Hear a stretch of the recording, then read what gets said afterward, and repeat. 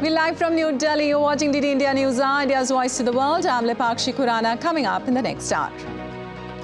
Counting of votes underway in India's northeastern state of Mizoram a day after Bharatiya Janata Party registers huge win in Hindi heartland. Global media commends BJP's win, terms it as historic and unprecedented. Winter session of Indian Parliament begins today. Several important legislations, including those on Central University and constitutional order, are likely to be taken up. Coastal districts in India's Andhra Pradesh, Tamil Nadu and Odisha brace for heavy rain over the next 2 days as Cyclone Michaung intensifies. Centre and all 3 states rev up preparations.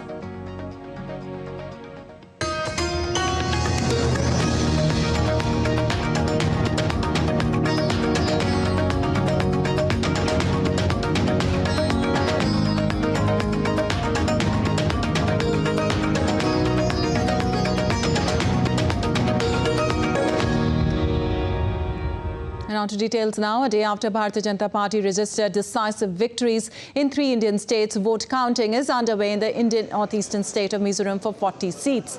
Counting has taken place in all 13 counting centres and 40 counting halls across the state, with postal ballots being counted first, followed by votes polled in EVMs. Mizoram Assembly voting was held peacefully on the 7th of November with a voter turnout of over 80% recorded. A total of 174 candidates, including 18 female candidates, were in the fray.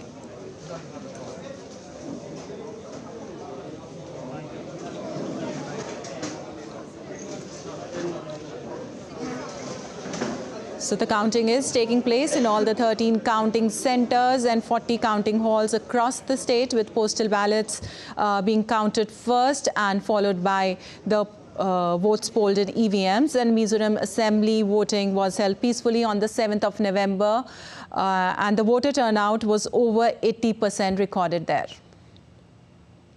And DD India correspondent Caroline joins us from Mizoram for more. Well, Caroline, the voter turnout, as we just now said, was more than 80% there. What are the trends saying? How is the voting process going on right now? Okay, so thank you so much. Right now, the counting is currently underway in 13 counting centers, which hold 40 counting halls all across these counting centers. And right now, the ZPM is doing very well, and it is leading in more than 19 constituencies, and MNF is also leading in 8, but it is very notable that ZPM is leading in 19 constituencies currently. And almost all the constituencies are still counting their votes. It is still underway, but in Tuizong, they have finished counting the votes, and in one constituency, ZPM candidate W. Tswanoma have already won the seat. But that there are still more rounds to come, so there can still be a change, but then ZPM is right now doing very well. And this year's election for the 40 Assembly state witnessed a multi-corner contest, as we have mentioned before, and notably all parties have filed their women candidates, and the ZPM candidate, one among the ZPM candidate, Beryl Vanesangi, is currently leading in her constituency. And it is also notable that right now the Chief Minister, Mizoram Thanga, is trailing against ZPM leader Lal Thansanga, who is also not new in the political scene. And also the Deputy Chief Minister is also trailing, and that is also very notable. And this time it is evident that there is this ZPM wave which we cannot deny, and it is a very tight contest and between the MNF and the ZPM, and people here are also anticipating to hear the result. As I've mentioned, right now the ZPM is doing very well. That's all I have for now from Aizawl. Right. Also, Caroline, the counting of votes was supposed to happen on Sunday, along with other states. For the sake of our viewers, can you tell us why was it deferred? It is true. So the counting was slated to be held on 3rd December, but since it has fallen on Sunday, that is a sacred day for Christian majority in Mizoram. You know, in Mizoram, most of the people who are staying here, who are settled here, are Christians. So Sunday is a very sacred day, and it holds a very important day for the people of Mizoram. So the majority of the non-government organization, the joint NGO, and also we call it the Mizoram Quotient in Suikompol, that is the conglomeration of various churches in the state. They have requested several times, they have sent their pleas to the Election Commission of India. So the Election Commission of India has granted their plea, and so the date has changed from Sunday to Monday, that is today, and yeah, the vote is currently underway, and the people are also very happy with what decision the Election Commission of India has made about the vote counting day. All right, thank you so much, Caroline, for joining us and letting us know the update from Mizoram. And moving on, meanwhile, Sunday has been a big day for India's ruling party, Bharatiya Janata Party, as it marked a landslide victory in 3 key states out of the 4 that went to polls recently. As India heads towards general elections next year, state election results are of utmost importance. Meanwhile, the incumbent Chief Minister of Indian state of Rajasthan, Ashok Gehlot, resigned from his post after the results. Here's the report. Elections have always been a festival in India, the largest democracy of the world. Sunday has been a much happening day as results of 4 state elections, Madhya Pradesh, Rajasthan, Chhattisgarh and Telangana, were declared. The results brought much cheers for BJP, the ruling party in India. Out of the 4 states, BJP is poised to make governments in the 3, Madhya Pradesh, Rajasthan and Chhattisgarh.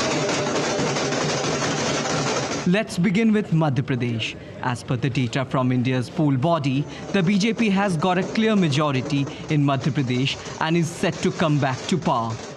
The state's incumbent Chief Minister, Shivraj Singh Chauhan, has been in power for almost 4 consecutive terms. जो Bharatiya Janata party की सरकार ने किया है, विकास को जनता का प्यार और आशीर्वाद मिला है। डबल इंजन की सरकार के काम को जनता ने आशीर्वाद दिया है। Now moving to the northern state of Rajasthan, the land of royals. Reports suggest anti-incumbency was high in the state. The same reflected on the results announced on Sunday. People have ousted the ruling party Congress. BJP got a landslide victory in Rajasthan. BJP also emerged victorious in Chhattisgarh, defeating the incumbent Congress. BJP has attributed the party's big win to Prime Minister Narendra Modi, who spearheaded the campaigns. ये जीत खास है क्योंकि मोदी जी पर विश्वास है। लोगों ने कह दिया देश में एक ही गारंटी पर विश्वास है, मोदी की गारंटी चलेगी। The state polls results carry much significance as India is heading towards a general election next year. Political pundits believe these results set the tone for the mega electoral battle of 2024. Abhishek Bose for DD India. And Congress crossed the majority mark in assembly elections in the southern state of Telangana, ousting 2-term BRS's CM KC Rao. According to the Election Commission's data, the party has won 62 seats out of 119 seats and leading on 2 seats. The outgoing BRS secured victory on 36 seats and leading on 3 seats in the state. And after Bharatiya Janata Party secured victory in 3 of the 4 Indian states at assembly elections on Sunday, global media commended the win as an expansion of PM Modi's dominance. They further added that the outcomes were vital ahead of the Lok Sabha elections next year. Well, the winter session of the Indian Parliament will commence from today and will continue till the 22nd of December. The government has 21 bills on its agenda for the session, including the bills to replace IPC, Indian Evidence Act and CRPC. Other bills like the Central University Amendment Bill 2023 and the Advocates Amendment Bill 2023 will also be introduced in the lower house on the first day of the session. Apart from legislative work, the Ethics Committee report into the allegations against Trinamool Congress MP Mahua Moitra for cash for query allegations in Parliament will also be presented in the lower house today. Whereas in upper house, the Post Office Bill 2023 has been listed for passing after discussion. Well, the coastal districts in India's southern states are witnessing heavy rains, with Cyclone Michaung expected to make a landfall. The India Meteorological Department had issued a red alert ahead of extremely heavy rainfall in at least 10 coastal districts along Tamil Nadu, Andhra Pradesh and Odisha. The state government has declared a holiday for all colleges and has issued warnings to fishermen and general public to not venture out amid the approaching cyclone. Also, the National Disaster Response Team has deployed 21 teams in Tamil Nadu, Andhra Pradesh and Puducherry, and 8 additional teams have been kept in reserve. Rescue and relief teams of the Coast Guard, Army and Navy, along with ships and aircraft, have been kept on standby in view of the impending cyclone Michaung in the Bay of Bengal. Reviewing preparedness measures of the central agencies and governments, the Cabinet Secretary has stressed that all preventive and precautionary measures should be taken. Also, rescue and relief efforts are in place. However, transportation has been affected. 11 express trains from Tamil Nadu's Chennai Central were cancelled, along with various that were diverted after the water level reached the danger mark at Basin Bridge owing to heavy downpours. Only passenger specials are being operated in these sections until further advice. Some flights also have been diverted. And DD India correspondent Jai Singh joins us from Chennai. Well, Jai Singh, Cyclone Michaung to cross Chennai today. What is the scene right now? Right now, the wind is gaining intensity as the time goes on. It is really getting ferocious, and the sea is said to be very, very rough, keeping all fishermen away from the sea. And the transport infrastructure is completely crippled, including the suburban electric rail services connecting Chennai with the suburban areas like Tiruvallur, Avadi and Chengalpattu. And most of the express trains are also, stopped midway due to heavy inundation. Only the metro rail services are running smoothly. So the streets and all arterial roads were a deserted look because of the rain, which is unrelenting since yesterday evening.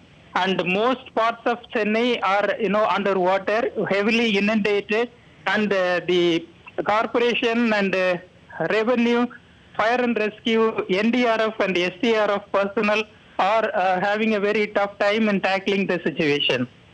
Right. Also, Jai Singh, when is the cyclone expected to make a landfall?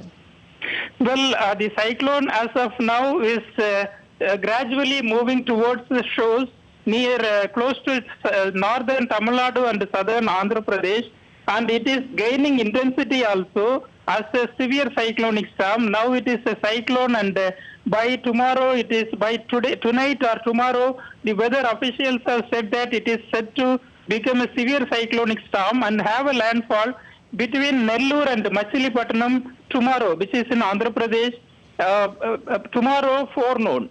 So till then, there is no chances of any respite from the heavy rain. That is what the weather officials have predicted. All right. Also, Jai Singh, can you brace us with the precautionary measures being taken there by the authorities? Well, to avoid any kind of electrocution or any other untoward incidences, the officials have shut down power supply to the whole of Chennai and its suburbs. And people have been asked not to venture out unnecessarily because of the water situation and the rain and wind. And NDRF and SDRF personnel are deployed in all vulnerable areas, especially the coastal districts.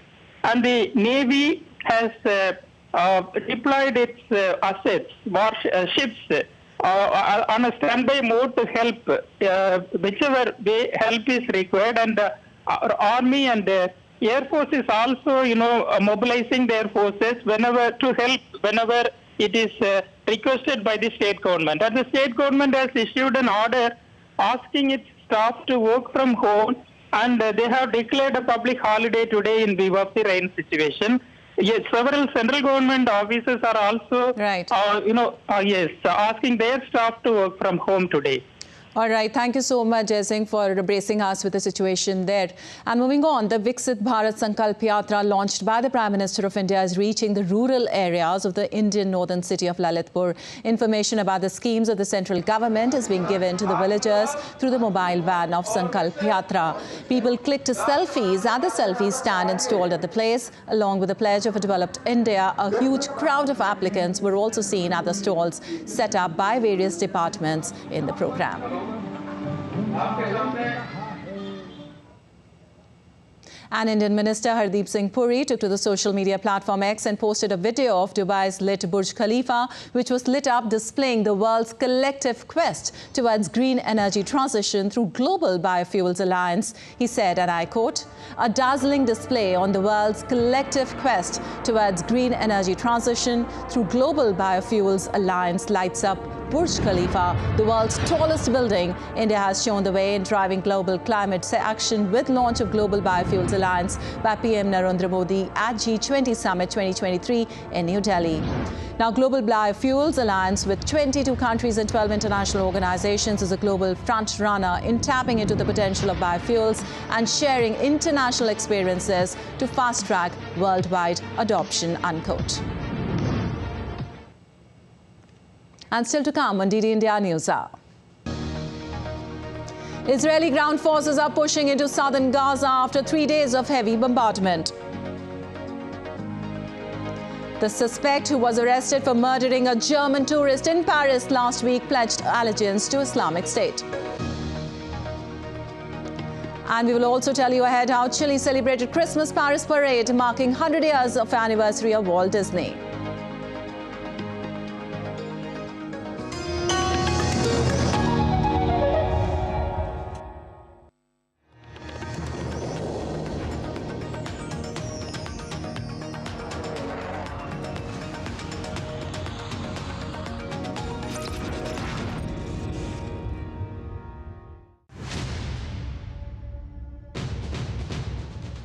एक लंबे रक्तपात भरे युग का अंत धारा 370 के समाप्त होने से पहले। For decades and decades, downtown area of Srinagar has always been symbolic of unrest, turbulence, turmoil, disturbances, and everything that has to do with the disruption. पहले तो महीने में 20 दिन होता था हड़ताल, अब नहीं होती। I'm right now standing in the middle of the Jama Masjid market, and this is how weekday here looks like. दिन को होगा 1-2 करोड़ Turnover, बिल्कुल कैश टर्नओवर। बंद क्या बंद? ये दुकान हालात बिल्कुल ठीक है, बिल्कुल ठीक है, कुछ नहीं होता है। कश्मीर तो बेनजीर है, हीरा है, दंगा फसाद तो नहीं है। The making of the Naya Kashmir or New Kashmir.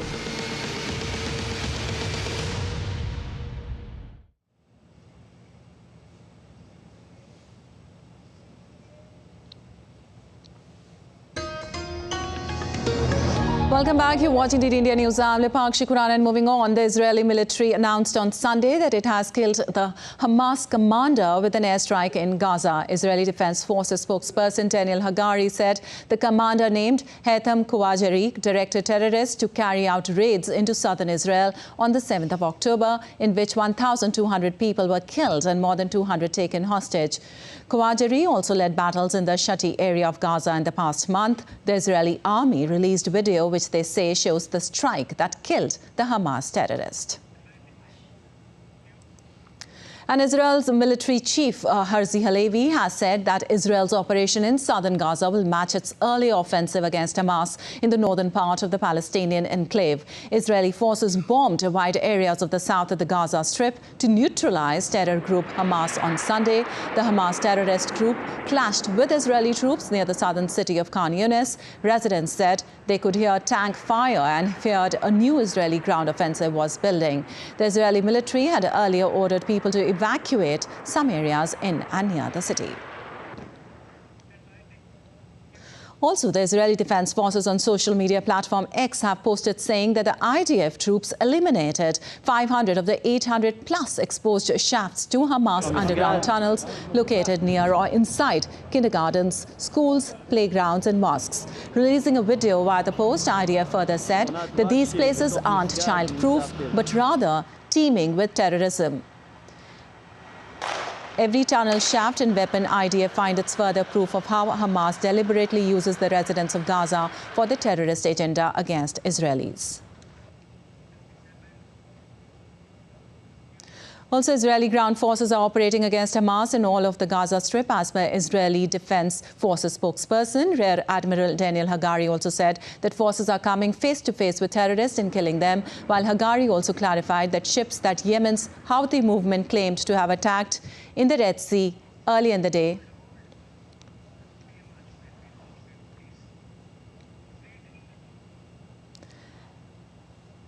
and ahead of the winter session of Parliament 2023. We see the Prime Minister there outside the Parliament House.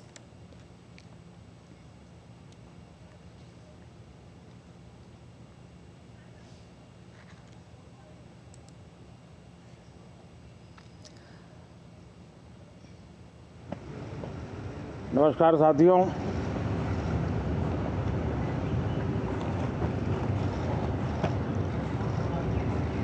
ठंड शायद विलंब से चल रही है और बहुत धीमी गति से ठंड आ रही है, लेकिन राजनीतिक गर्मी बड़ी तेजी से बढ़ रही है।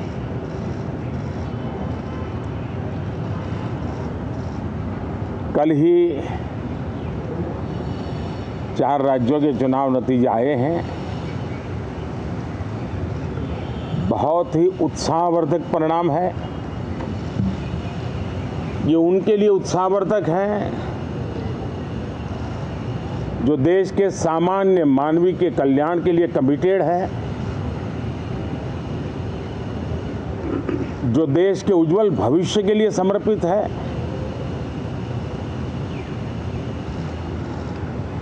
विशेषकर सभी समाजों की, सभी समूहों की, शहर और गांव की महिलाएं,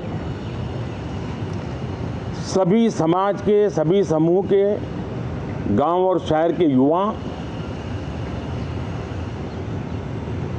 हर समुदाय के, समाज के किसान और मेरे देश के गरीब, ये 4 ऐसी महत्वपूर्ण जातियां हैं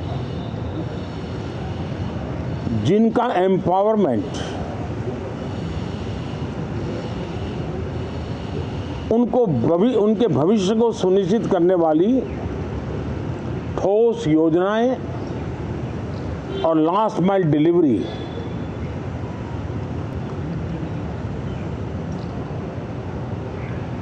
इन उसूलों को लेकर के जो चलते हैं उन्हें भरपूर समर्थन मिलता है। और जब गुड गवर्नेंस होता है, पूर्णतया जनहित के लिए समर्पण होता है, तो एंटी इनकम्बेंसी ये शब्द इरेलेवेंट हो जाता है। और हम लगातार ये देख रहे हैं, कोई इसको प्रो इनकम्बेंसी कहे, कोई इसे गुड गवर्नेंस कहे, कोई इसे ट्रांसपेरेंसी कहे, कोई उसे राष्ट्रहित की, जनहित की ठोस योजनाएं कहें, लेकिन ये लगातार अनुभव आ रहा है। और इतने उत्तम जनादेश के बाद आज हम संसद के इस नए मंदिर में मिल रहे हैं। इस संसद भवन के नए परिसर का उद्घाटन हुआ, तब तो एक छोटा सा सत्र था, ऐतिहासिक निर्णय हुआ था, लेकिन इस बार लंबे समय तक इस सदन में कार्य करने का अवसर मिलेगा। नया सदन है, छोटी मोटी अभी भी शायद व्यवस्थाओं में कुछ कमियां महसूस हो सकती हैं। जब लगातार काम चलेगा, सांसदों और विजिटर्स को भी, मीडिया के लोगों को भी ध्यान में आएगा कि इसको जरा अगर ठीक कर लिया जाए तो अच्छा होगा। और मुझे विश्वास है कि आदरणीय उपराष्ट्रपति जी और आदरणीय स्पीकर महोदय के नेतृत्व में उन चीज़ों की तरफ पूरी तरह निगरानी है। और आपसे भी मैं कहूँगा, कोई चीज़ ऐसी छोटी मोटी आपके ध्यान में आए तो ज़रूर आप ध्यान आकर्षित करना, क्योंकि ये चीज़ें जब बनती हैं तो आवश्यकता के अनुसार बदलाव की भी ज़रूरत होती है। देश ने नकारात्मकता को नकारा है। मैं लगातार सत्र के प्रारंभ में विपक्ष के साथियों के साथ हमारा विचार विमर्श होता है, हमारी मेन टीम उनसे चर्चा करती है। मिलकर के भी सबके सहयोग के लिए हम हमेशा प्रार्थना करते हैं, आग्रह करते हैं। इस बार भी इस प्रकार की सारी प्रक्रियाएं कर ली गई हैं और आपके माध्यम से भी मैं सार्वजनिक रूप से हमेशा हमारे सभी सांसदों से आग्रह करता हूं,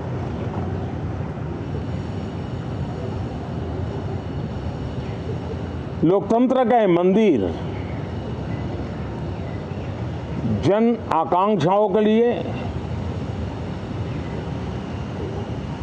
विकसित भारत की नींव को अधिक मजबूत बनाने के लिए बहुत महत्वपूर्ण मंच है। मैं सभी माननीय सांसदों से आग्रह कर रहा हूं कि वो ज़्यादा से ज़्यादा तैयारी करके आएं। सदन में जो भी बिल रखे जाए उस पर गहन चर्चा हो, उत्तम से उत्तम सुझाव आए और उन सुझावों के द्वारा, क्योंकि जब एक सांसद सुझाव देता है तो जमीनी अनुभव का उसमें बहुत ही उत्तम तत्व होता है, लेकिन अगर चर्चा ही नहीं होती है तो देश उससे मिस करता है उन चीज़ों को। और इसलिए मैं फिर से आग्रह करता हूं, और अगर मैं वर्तमान चुनाव नतीजों के आधार पर कहूं तो जो विपक्ष में बैठे हुए साथी हैं, ये उनके लिए गोल्डन अपॉर्चुनिटी है। इस सत्र में पराजय का गुस्सा निकालने की योजना बनाने के बजाय इस पराजय में से सीख करके पिछले 9 साल से चलाई गई नकारात्मकता की प्रवृत्ति को छोड़ करके इस सत्र में अगर सकारात्मकता के साथ आगे बढ़ेंगे तो देश उनके तरफ देखने का दृष्टिकोण बदलेगा, उनके लिए एक नया द्वार खुल सकता है। और वो विपक्ष में है तो भी उनको एक अच्छी एडवाइस दे रहा हूं कि आइए, सकारात्मक विचार लेकर के आइए। अगर हम 10 कदम चलते तो आप 12 कदम करके फैसला लेकर के आइए। हर किसी का भविष्य उज्जवल है, निराश होने की जरूरत नहीं है, लेकिन कृपा करके बाहर के पराजय का गुस्सा सदन में मत उतारना।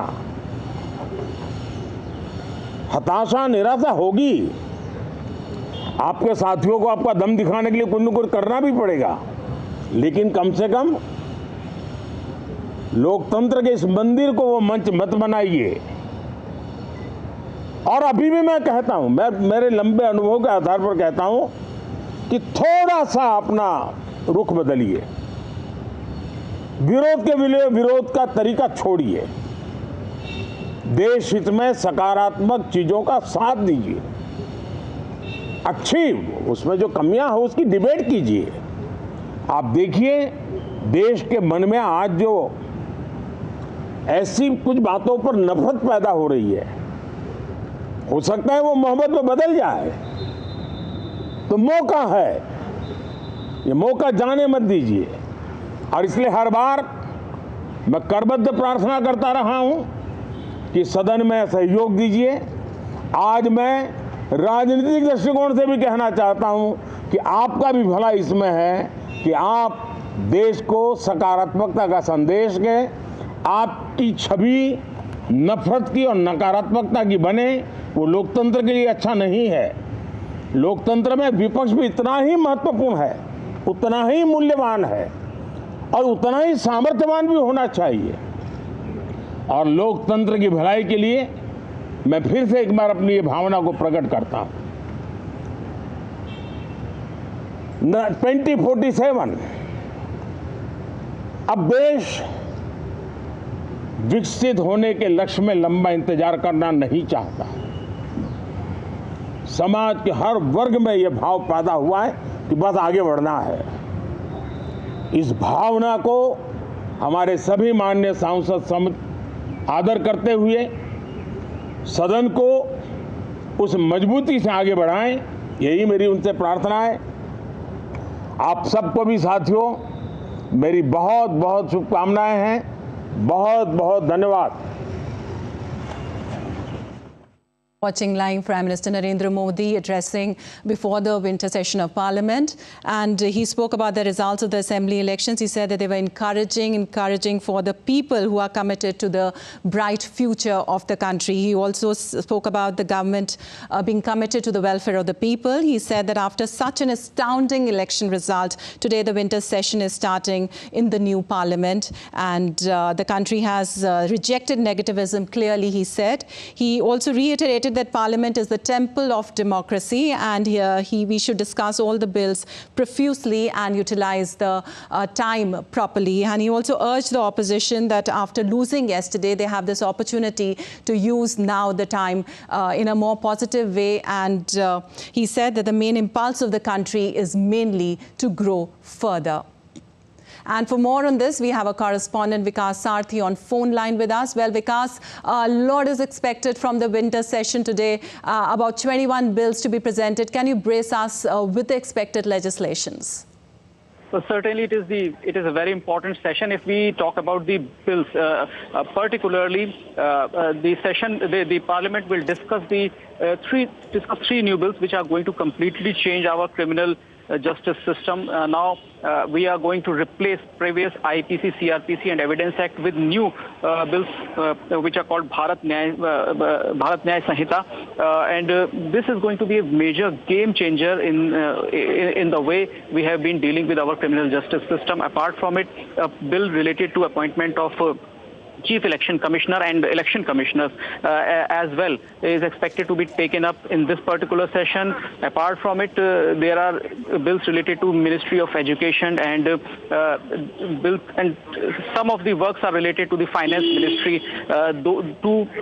Two bills related to Finance Ministry will also be taken up in this particular session. There are 19 days, and if we go by the list of bills, there are almost more than 20 bills are there. If we talk about the important bills, these are related to the repealing of IPC, CRPC and Indian Evidence Act and replacing them with the new legislations.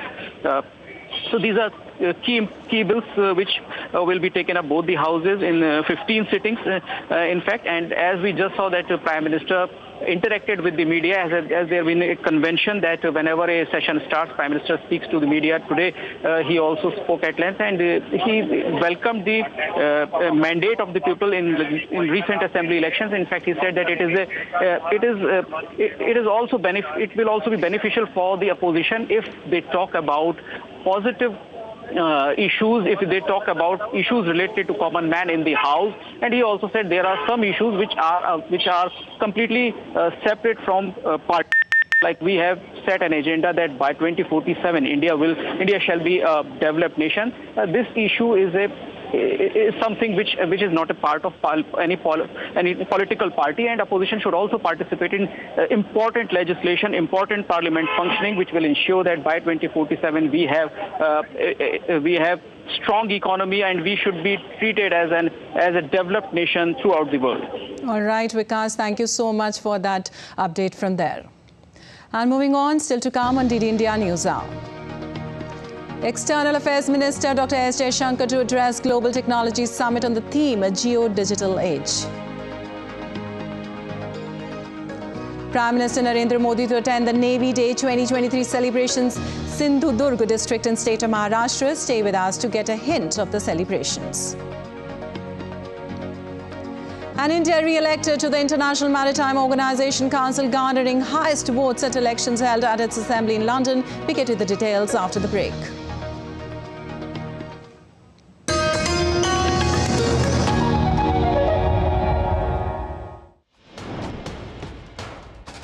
Wherever news breaks, whatever it takes. Connecting corners, cutting across continents. Stories that matter from across the globe.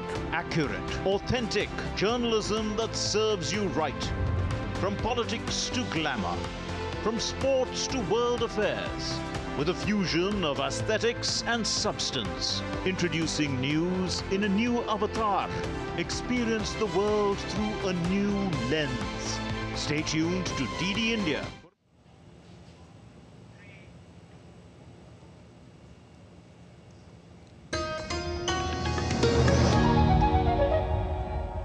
Welcome back. You're watching DD India News Hour. I'm Lipakshi Khurana, and moving on, China's military on Monday said a U.S. combat ship illegally entered waters adjacent to the second Thomas Shoal, a disputed South China Sea atoll. The spokesperson also said the U.S. deliberately disrupted the South China Sea and seriously violated China's sovereignty. On Sunday, the Philippine Coast Guard deployed 2 of its vessels in the South China Sea after monitoring an alarming increase in the number of Chinese maritime militia vessels at a reef within the country's exclusive economic zone.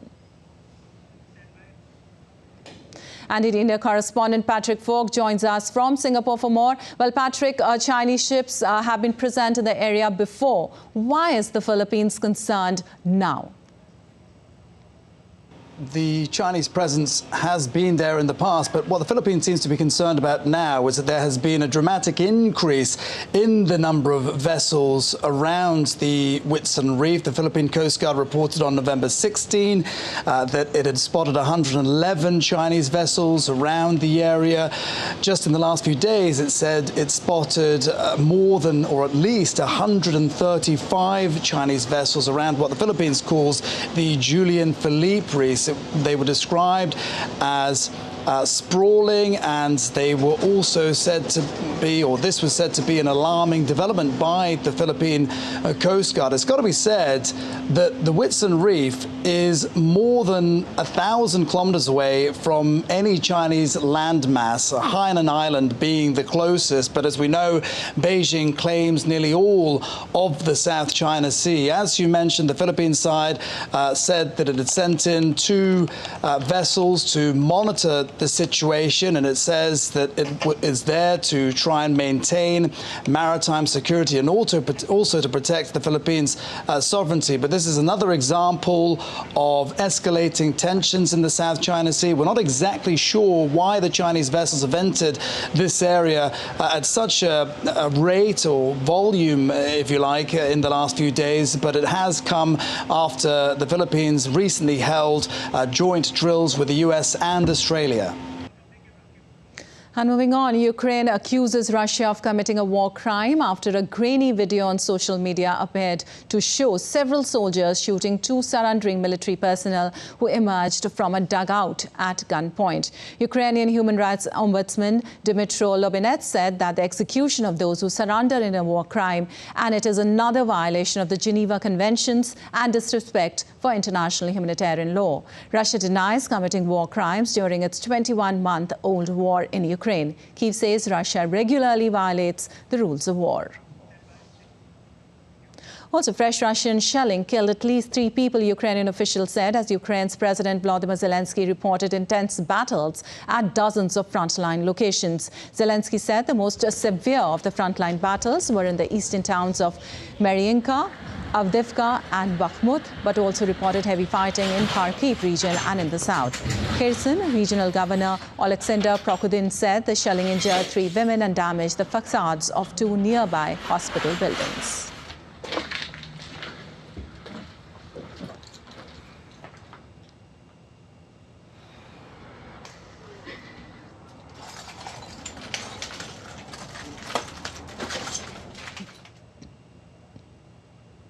Meanwhile, Islamic State militants claimed a responsibility for a deadly bombing at a Catholic mass in the Philippines that killed at least 4 people and injured 50 others. The attack was carried out in a university gymnasium in Marawi. The Islamic State group said on Telegram its members had detonated the bomb. Search is on for the rest missing climbers. Meanwhile, the United States condemned the terrorist attack and is in close contact with its Philippine partners and stands with Filipinos in rejecting the act of violence, it said in a statement. Well, Somalia's President Hassan Sheikh Mohamud has welcomed a decision by the UN Security Council to fully lift an arms embargo on the Somalian government while maintaining a ban on sales to the country's Islamist militants. The country's government had long asked for the arms embargo to be removed to beef up its forces to take on the militants. DD India's Isaac Lucando has more. The Somali National Intelligence and Security Agency says the decision is timely amid efforts to strengthen the country's security forces. 3 decades ago, the United Nations imposed an embargo on all arms deliveries to Somalia. However, in recent years, the Security Council has eased restrictions on sales to the central government. The decision to lift the embargo while maintaining the arms ban for militants and rebels is seen as crucial in the fight against Al-Shabaab. Since 2006, Al-Shabaab has pursued a brutal insurgency against the Somali government. The group seeks to establish its own rule based on a strict interpretation of Sharia law. A government offensive against Al-Shabaab initiated last year faces setbacks, casting doubts on its ability to end the 16-year insurgency. At the same time, Somalia seeks ongoing support while confronting a looming year-end deadline for African Union peacekeepers to exit the country. Isaac Lucando in Dar es Salaam, reporting for DD India. And now let's take a look at other stories making news around the world. A man killed 4 members of his extended family by a teak knife in the Queensboro of the New York City early on Sunday. The victims included 2 children aged 11 and 12 years. The 38-year-old suspect, Courtney Gordon, also stabbed 2 police officers and was later shot dead by one of them. Chile's capital witnessed at the 12th edition of Christmas Paris Parade that marked 100 years anniversary of Walt Disney. People of all ages were delighted and gathered in main avenues to get a glimpse of giant balloons depicting iconic Disney characters such as Mickey Mouse, Donald Duck and Olaf in the Paris Parade. U.S. President Joe Biden hosted actors and musicians for this year's Kennedy Center Awards at the White House on Sunday. Artists from different fields, including Billy Crystal, Barry Gibb, Rennie Fleming, Queen Latifah, and Dionne Warwick, were witnessed at the event. The Kennedy Center event honors stars from music, stage, and screen for their contribution to American culture. Over 350 musicians and singers brought an Andean twist to the U.S. rock band Foo Fighters' classic My Hero at a free concert held on Sunday. Musicians used traditional Peruvian instruments such as the charango, the quena, and the Peruvian cajon. And Kenyan President William Samoei Ruto will pay a 3-day visit to India beginning on the 4th of December. The Kenyan leader will meet his Indian counterpart Draupadi Murmu and hold wide-ranging talks with Prime Minister Narendra Modi. He will be accompanied by a high-level official delegation. He'll be accorded a ceremonial welcome at the forecourt of Rashtrapati Bhavan on the 5th of December. This is the first presidential trip from the East African nation in over 6 years. It will be Ruto's first visit to India in his present capacity as well. And now let's take a look at other stories making news across India.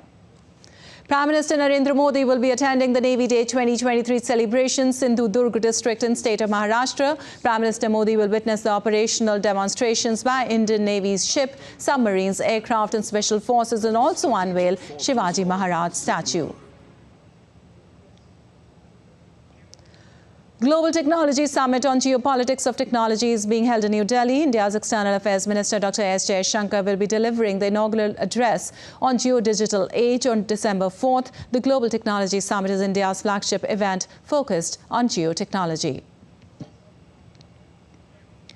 India has been re-elected to the International Maritime Organization Council with the highest tally at elections held at its assembly in London. The elections were for the 2024-25 biennium. India's re-election falls under the category of 10 states with the largest interest in international seaborne trade. Apple, via its global supplier TDK, will manufacture Li-ion battery cells in a new plant in Haryana. This will create 8,000 to 10,000 direct jobs. The state-of-the-art plant will further deepen the component ecosystem in India.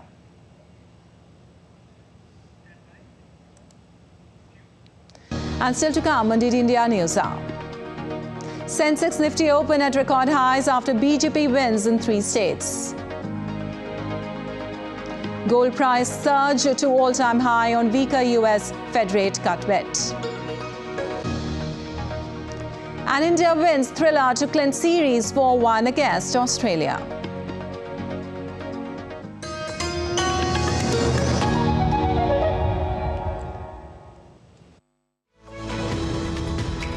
We just don't bring you the news as it unfolds. We get to the heart of the matter. We don't just present facts. We demystify complex social, political and economic events. We break stories that shape the world's present and future because you deserve the truth. I am Tanvi Taneja from New Delhi. I'm Ollie Barrett from London. I'm Nick Harper from Washington, D.C. Join us on DD India Global Monday to Friday at these times.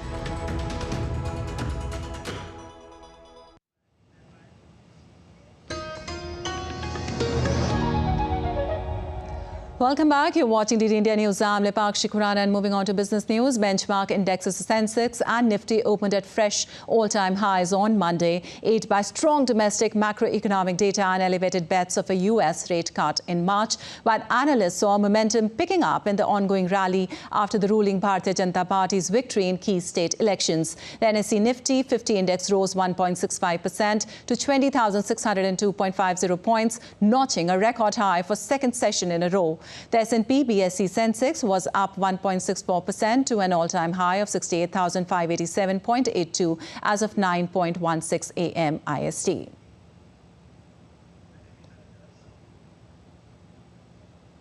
And well, for more, we have our correspondent Ajay Mishra with us on the Sensex. Well, Ajay, benchmarks indexes Sensex and Nifty opened at fresh all-time high. How do you see this? I think the stock markets have again fresh all-time high on the back of a splendid state elections victory, which has given a confidence for the investors, both domestic and the foreign, to actually believe in the India story. And I hope you remember that the market capitalization of the Indian markets have already crossed the $4 trillion mark.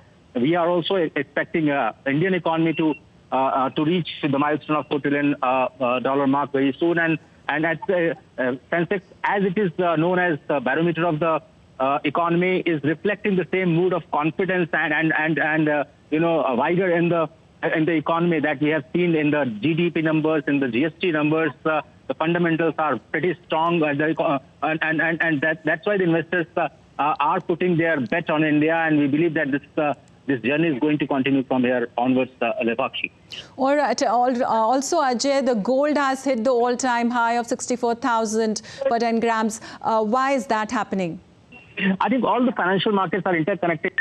In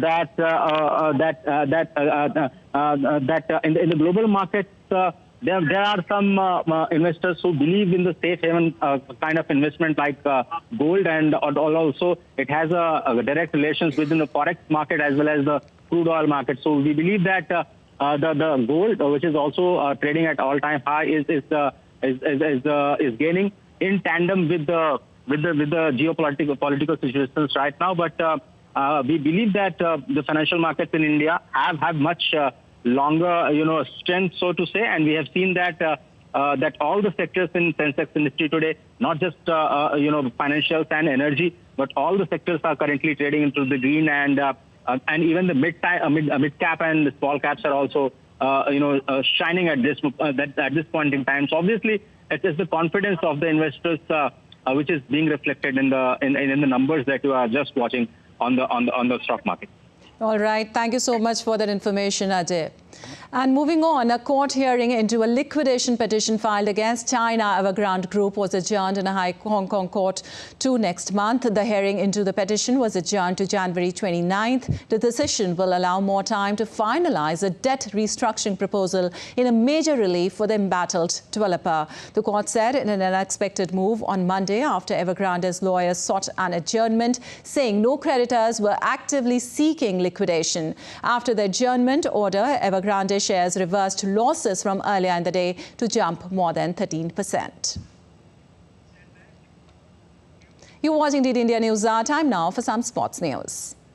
Well, host India won the 2020 International Cricket Series against Australia with a score of 4-1, winning the final match in Bengaluru on Sunday by 6 runs. India's Shreyas Iyer scored a half-century and fast bowlers Mukesh Kumar and Arshdeep Singh took a combined 5 wickets as the home side beat Australia by 6 runs in the final 2020 international match. Team India will travel to South Africa next for a multi-format series, including 3 T20Is, 3 one-day internationals and 2 tests, while Australia heads home for a 3-test series against Pakistan.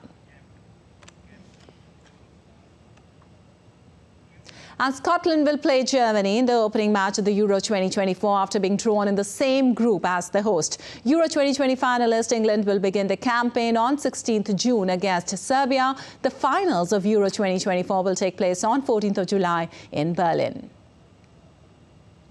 The countdown to Euro 2024 has now truly started after the draw for the tournament mapped out the road to glory for the 24 nations set to compete in Germany for the honor of becoming European champions.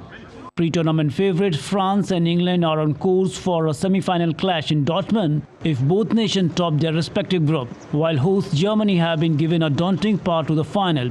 Julian Nagelsmann's team go into the tournament in a dismal run of form but could face a quarter-final clash against Spain or reigning champions Italy if they top Group A. The UEFA Euro 2024 group stage draw took place in Hamburg. Here let's take a look at the groups of the Euro 2024 football tournament.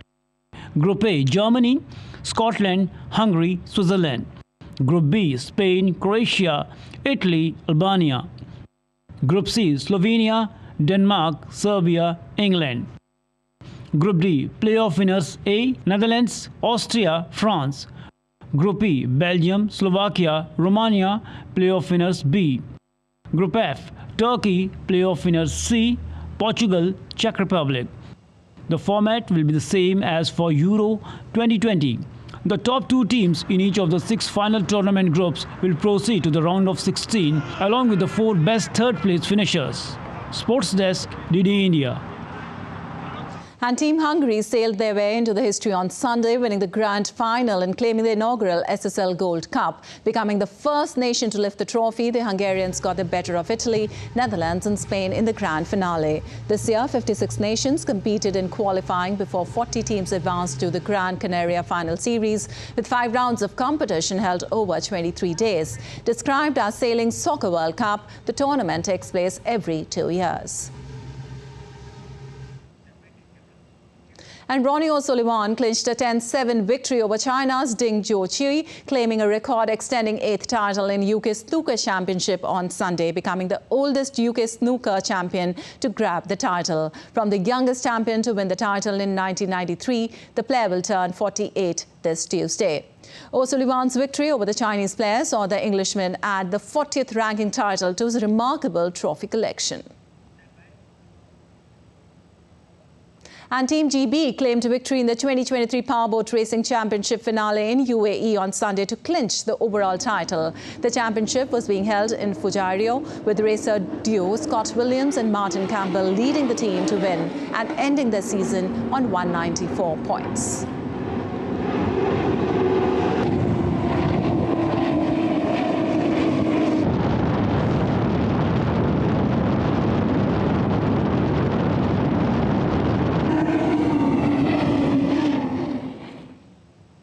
Well, that's all for this edition of DD India News Hour. Let us know your thoughts on the news of the day. You can connect with us on Facebook, X, formerly known as Twitter and Instagram. We'll be back with more news as it breaks here on DD India. I'm Lipakshi Khurana from all of us here in Delhi. Thanks for watching DD India Live.